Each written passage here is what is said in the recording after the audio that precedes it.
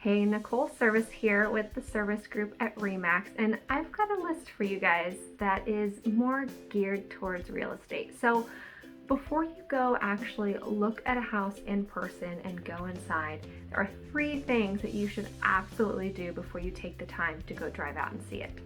So that is what this list is today, and here we are at our first item.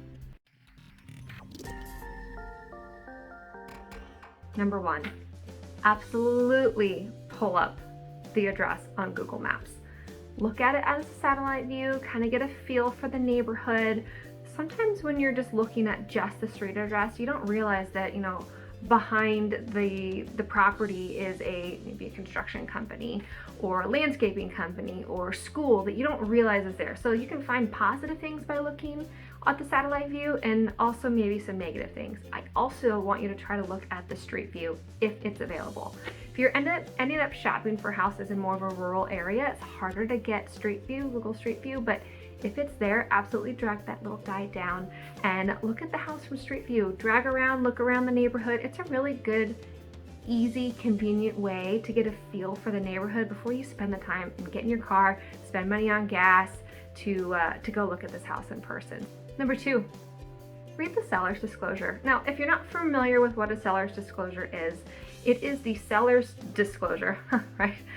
Super helpful, Nicole. No, it is what the seller is telling you to the best of their knowledge what's wrong with their house, the history of their house. There are some homes that actually don't have to tell you that information, and that situation is whenever it's being sold by an estate.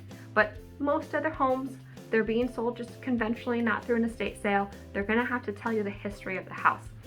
If there is a clear history of maybe flooding in the basement or a roof is leaking and maybe that's not within your budget, well, don't spend your time driving out to this house to go see it inside if you already know you're taking it off your list. So take the time to read through the seller's disclosure before you go drive out there. The best way to get access to that is public does not have access to that.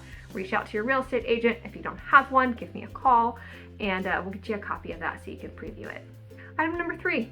So this is kind of a 2-for-1 deal. Maybe you get a bonus. It's number 3 and 4. But if there's a virtual tour recorded of the house, absolutely look through that.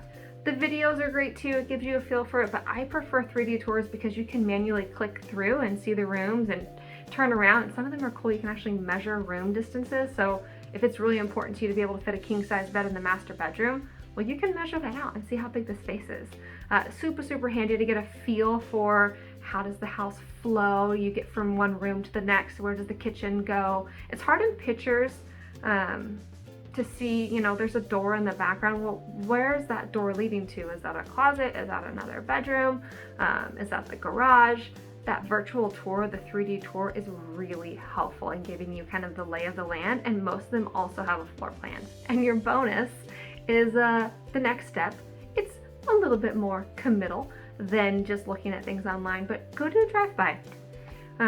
When we're shopping for houses, sometimes you pull up and before you even walk in the front door, you look around, you're like, this neighborhood just doesn't really fit what we're needing for our family. So if that's something that could have been eliminated before you take time off work and meet your real estate agent down at the house, do it. Go do a drive-by, get a feel for the neighborhood, get a feel for what's around there. If it's really important to you to have walkability and you pull up and you realize this neighborhood has no sidewalks and there's no parks and there's nowhere for us to go, well then don't waste your time looking at that house.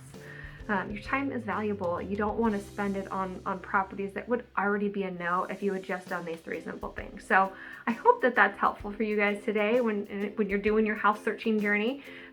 Make sure you do those 3/4 things, a little bonus material there, and make sure you subscribe. I hope you enjoy these and this makes your house process a little bit better. If there's anything I forgot or you think that should be added onto the list, comment below and maybe I'll make a follow-up video.